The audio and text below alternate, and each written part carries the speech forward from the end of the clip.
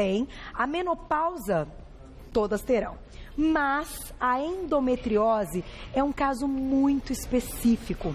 E você sabia que a alimentação pode interferir? Alguns alimentos podem aumentar a chance, se a mulher já tiver aí uma predisposição a desenvolver endometriose, e outros ajudam. Então, se você está passando por isso, eu acho que valeria a pena assistir a nossa pauta de hoje. Antes da gente começar a falar da parte de alimentação, a gente vai assistir aí um recado e um vídeo explicando, então, o que é a endometriose, da querida ginecologista, doutora Flávia Fairbanks. Olha lá.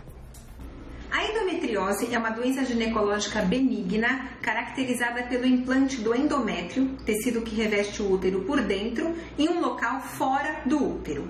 É causado por questões genéticas, ambientais e de estilo de vida. E os principais sintomas são as cólicas menstruais fortes, dor na relação sexual e dificuldade para engravidar. O tratamento pode ser feito através do bloqueio dos hormônios ou cirurgias. Obrigada, doutora. Um beijo para você. No final da pauta eu vou passar o contato para vocês, a queridíssima ginecologista e obstetra, doutora Flávia Fairbanks. E quem está comigo aqui do meu lado é a Simone Guedes, que é nutricionista. Bem-vinda. Tudo bem? Boa tarde. Bem, Carol, tudo prazer em tê-la aqui. A gente ouviu aí algumas palavrinhas da doutora, até para que a gente entenda o que é o problema. Muitas mulheres têm endometriose e a principal consequência, que é o que talvez seja o pânico de tudo, é realmente levar uma infertilidade e a impossibilidade de ter o bebê. Mas eu me surpreendi saber aí que a alimentação pode ter relação com um aumento, mas também com uma melhora no quadro da endometriose. Por onde a gente começa, doutora? Vamos lá. Eu acho importante a gente falar o seguinte, a alimentação, ela pode ser um coadjuvante ao tratamento médico. Tá? É muito importante. Então, a mulher com endometriose, ela tem sim que se preocupar com o que ela está comendo, tá? Pensando então no que a doutora falou, a endometriose ela tem algumas características. Ela é uma doença que tem um perfil inflamatório muito importante. É uma doença que tem uma associação com a imunidade. Tá. Ela é uma doença estrogênio dependente, causa muitas dores, né? Que é o mais chato realmente da doença, além da infertilidade. Então, a gente tem que trabalhar nessas frentes. Tá legal, pensando nesses problemas com o que o alimento também pode ser quase que uma correção. Exatamente. Não vai substituir um tratamento médico, de jeito nenhum. Mas imagina poder ter mais qualidade de vida. E dessa forma, a gente pode melhorar os sintomas intestinais, as cólicas. Essa mulher pode ter melhor qualidade de vida. Tá. E além disso, não ter pioras, recidivas. A gente pode trabalhar em todas essas frentes, então. A gente pode pensar em cada uma agora. Vamos lá? Vamos começar por onde, então? Quer falar desse grupo que a gente tem aqui, ó? Então, endometriose, a gente separou os alimentos nessa parte aqui da mesa.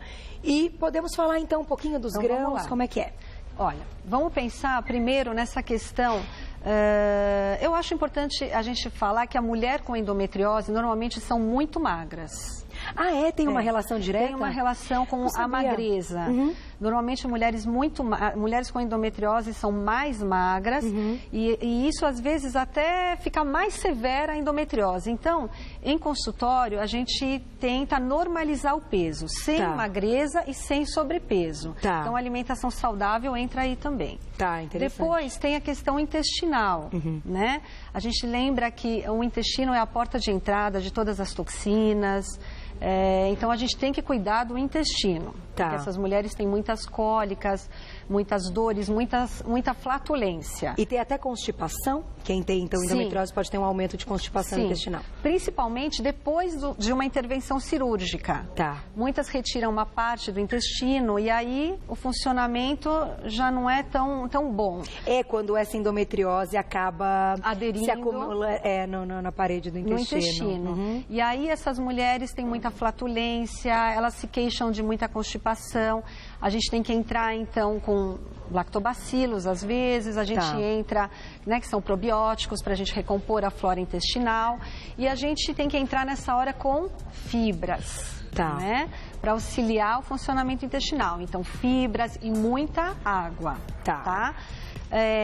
Por isso você trouxe aqui arroz integral. Eu diria assim, aveia. lembrar, né, que entre um pão integral e um pão branco, por que a gente não optar pelo pão integral? Tão mais rico em fibras, em vitaminas e muito melhor, na verdade, né? Vai favorecer o funcionamento intestinal. Tá. Eu acho que a gente... Posso falar só uma coisinha? Claro. Com relação ao pão, né? E hoje a gente tem muito a história do glúten.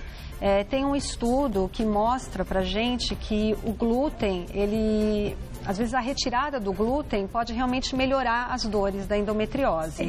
Olha que interessante. Não que a pessoa tenha aí uma intolerância, ou seja, celíaca. Exatamente. Mas a retirada melhora o quadro da endometriose. Um estudo Isso foi muito realizado, interessante, gente. Olha. Ele mostrou que em 75% das mulheres que retiraram o glúten, houve uma melhora do quadro. Tá. Não quer dizer que todo mundo tenha que tirar o glúten. Eu acho que tudo é muito individualizado, tudo tem que ser analisado. E, de repente, fazer um teste, né? A pessoa retira por alguns dias, por um período, e ver se nota alguma mudança. Exatamente. Não notando, aquilo não foi esse o caminho. Tá, mas se notar aí que as dores diminuíram e, enfim, outros sintomas até que ela tinha antes, você acha válido, então? Bacana, eu achei legal, não tinha a menor ideia disso. Porque a gente fala tanto desse lance do glúten, da parte dos celíacos, e claro, como você está colocando e muitos convidados aqui colocam, virou uma moda tirar o glúten, porque tirar o glúten emagrece, não é bem assim, a gente sabe disso. Então,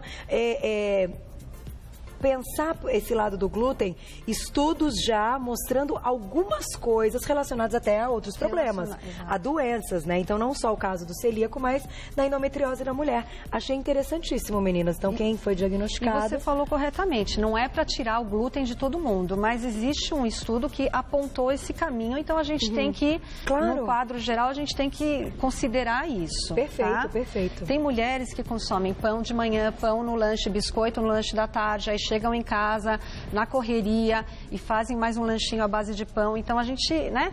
É muito pão, muita massa. Tá. Então, tem que considerar. Inflama. Esse lance que você citou no início, que a endometriose é uma doença inflamatória, essa dieta tem que ser pensada numa dieta que desinflame essa paciente, nesse caso, também. Exatamente. Por exemplo, tem gorduras de carnes vermelhas que são muito pró-inflamatórias. Tá. São as gorduras saturadas.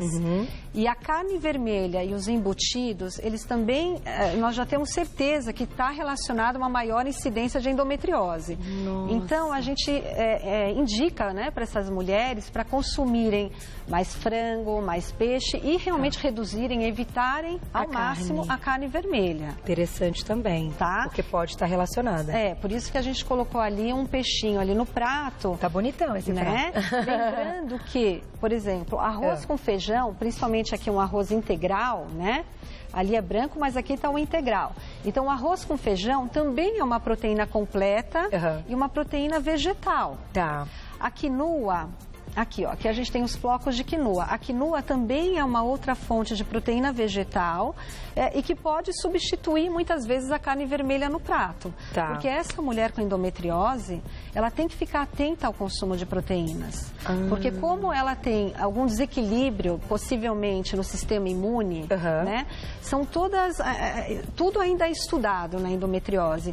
Mas a gente sabe que o sistema imune dessa mulher precisa fortificar o sistema imune dela.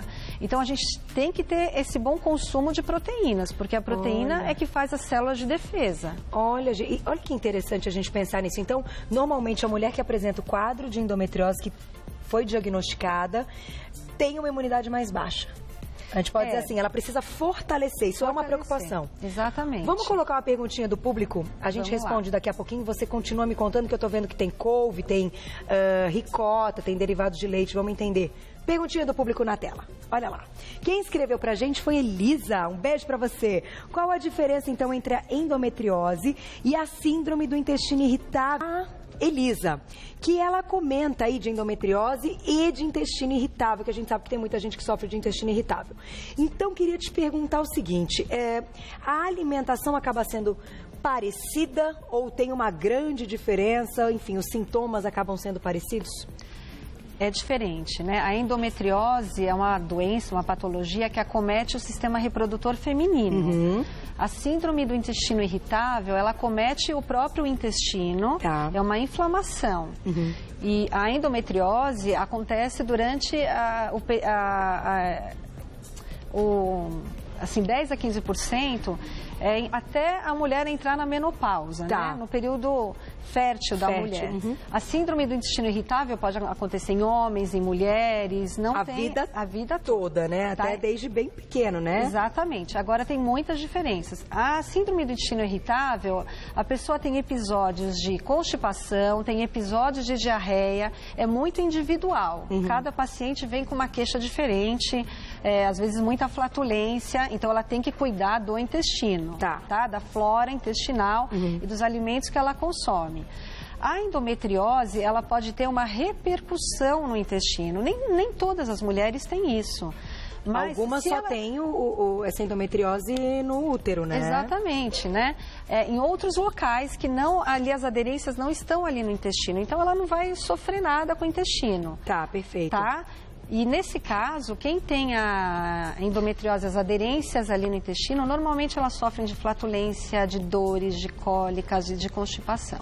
Agora, eu tô vendo que você trouxe derivados de leite. No caso da endometriose, a paciente pode comer leite e derivados? Então, isso é interessante. Ainda falando em estudo científico, que eu acho que é o que tem que orientar a gente numa doença assim nova, tem também um estudo até de 2 anos atrás, 2 a 3 anos atrás, que ele nos mostra que é importante sim consumir leites e derivados, principalmente magros. Olha. Né? Então até 3 porções por dia é bom sim consumir. Porque mulheres que não consumiam leites e derivados, elas apresentavam uma maior chance de terem, a maior incidência mesmo de endometriose. Olha que interessante. Né? Então a gente tem que tomar cuidado com aquilo que você já comentou, de tirar leite, de tirar glúten, né? Da moda, né? Tem que ser individualizado. Muito interessante. Agora, vamos falar um pouquinho, então, da menopausa, mas vamos colocar a perguntinha do público novamente. Vocês continuam escrevendo, a gente pode fazer até comparações, mas também é o momento da vida da mulher e alguns critérios a gente tem que pensar quando o caso é a alimentação, que a mulher está entrando na fase da menopausa. Antes, tem aí palavrinhas da doutora Flávia Fairbanks sobre menopausa. Olha lá. Tá bom. A menopausa é um período de vida da mulher que se caracteriza pelo encerramento dos ciclos menstruais.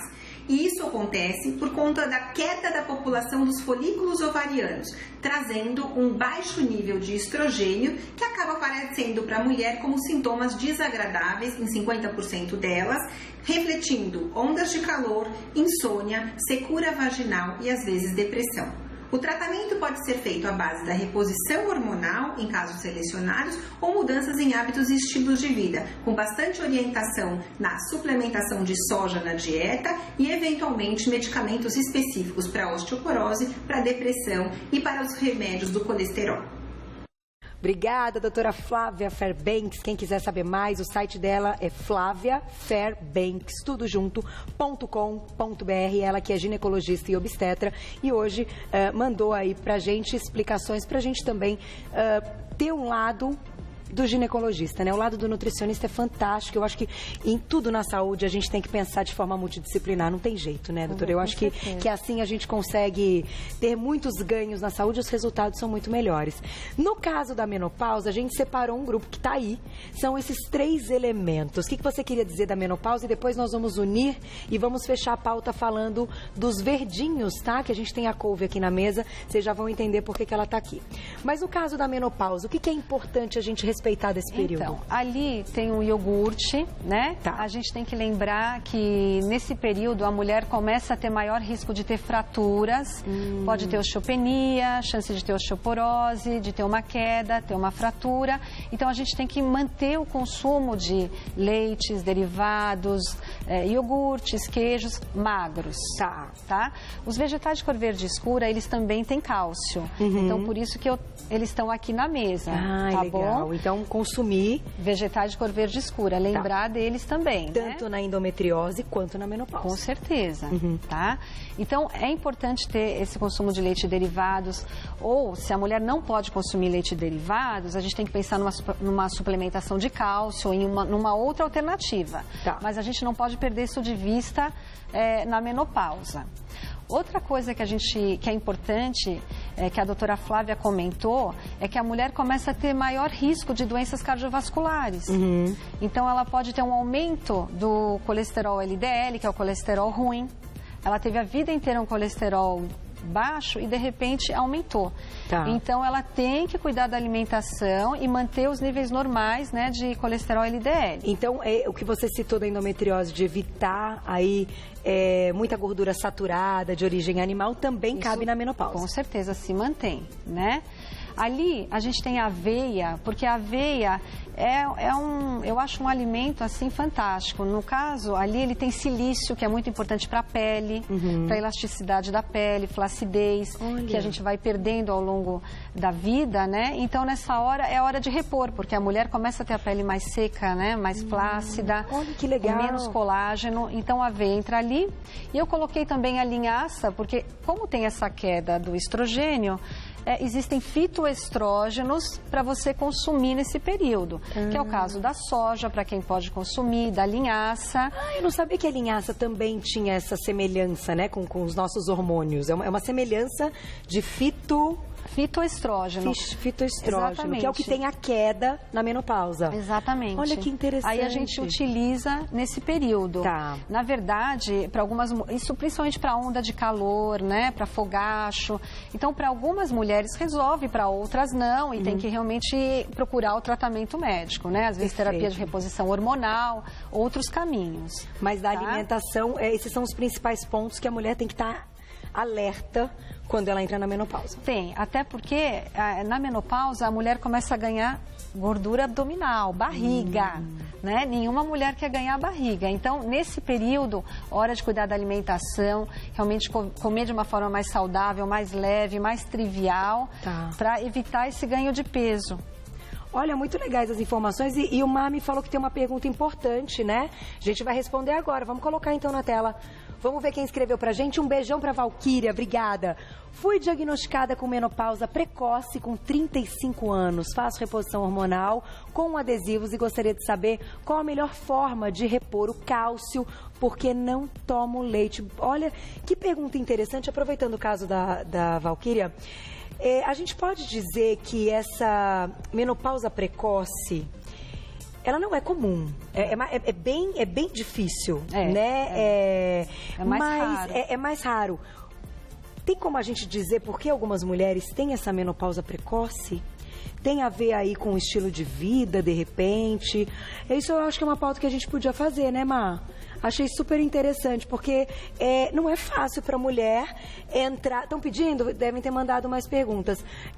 Entrar nessa menopausa aos 35 anos, é muito jovem, ter essa queda brusca hormonal, né? Enfim, e isso participa de uma série de outras coisas, até da parte da fertilidade que a gente citou. São muitas mudanças na vida dela, né? A pele muda, muitas questões, às vezes, de libido. Né? Todos os problemas que viriam mais tarde chegam muito antes. Pode perder massa muscular, pode ganhar peso, tem que cuidar mais da saúde cardiovascular. Então, realmente, ela tem que... A alimentação é importante, né? E essa parte do cálcio, ela não toma leite? Então, do cálcio, ela pode consumir vegetais de cor verde escura, ela pode... A semente de gergelim também tem cálcio, mas normalmente tem que suplementar. Porque nessa hora... Se ela tiver uma osteopenia, alguma coisa assim, preciso suplementar um pouquinho de cálcio. Então, você acha que dosar, inclusive com exames, é importante para ela ter uma noção dessa taxa do cálcio? Sim, os médicos fazem densitometria, dosam o cálcio para avaliar se só com alimentação, vegetais de cor verde escuro, linhaça, gergelim, frutas secas também tem cálcio, se só isso é suficiente ou se ela precisa realmente algo mais. Muito interessante. Olha, Valquíria, vamos usar o seu exemplo. Obrigada pela pergunta. Eu acho que é válido. A gente vai fazer uma pauta sobre menopausa precoce, tá? E um assunto que a gente nunca comentou aqui no Você Bonita. Já citamos, né, em algum momento, mas não foi uma pauta dedicada a isso. Eu acho isso importantíssimo para as mulheres, inclusive, terem informação, porque eu imagino a reação... o susto né? Quando descobrem, né, que tem esse diagnóstico, como isso pode mudar a vida. Pode deixar que a gente vai fazer. O estrogênio das nossas características femininas, né? Então, de repente, você não tem mais isso, né? A gente falou há pouco tempo até com a doutora Mariana Ala, que é uma ginecologista também, ela estava falando o quanto o estrogênio mantém naquele período que a mulher está fértil, faz a gente se sentir mais bonita, se gostando mais, né? Tendo, inclusive, mais apetite sexual. Então, as formas, né? Tudo. Por isso que muda, por isso que ganha barriga, né? Normalmente depois, que é uma forma mais masculina, digamos assim. Por causa dessa queda brusca de estrogênio. Agora, ela faz a reposição hormonal, então imagino que isso seja isso também ajude muito. Super positivo, por isso que hoje é tão bacana a gente poder falar de reposição hormonal, que as pessoas têm muito preconceito, né, que é um problema, que pode ter câncer e tal, mas a gente sabe que tendo uma orientação médica, né, doutora, é importante, tá tudo certo, né? Eu acho. E aí, quando a gente voltar a falar, então, você volta pra gente fazer uma pauta multidisciplinar, né, Cá? Vamos fazer isso? A gente traz uma ginecologista, vamos falar da menopausa precoce, e você volta pra gente falar da alimentação. E só lembrando das frutas, hein, que a gente não pode faltar, né? Principalmente na endometriose. Os coloridos no prato, então muita fruta, muita verdura, muito legume. Isso é extremamente importante para todas as mulheres, mas especialmente ali para quem tem endometriose. Muito bom. Agora, deixa eu passar um contato para vocês, agradecer a Simone Guedes, que é nutricionista. Quem quiser, o site é o www.vivita.com.br, vivita.com.br. Por aqui já tem tudo. Tem alguma rede social? @ Clínica Vivita? Clínica, no Instagram, Clínica_Vivita. Então é Vivita. @Clínica_Vivita, para quem quiser seguir todas as dicas. E eu te espero. Muito obrigada, adorei, Carol, viu? Obrigada. Sabe tudo, uma delícia bater papo com você. Até a próxima. Obrigada.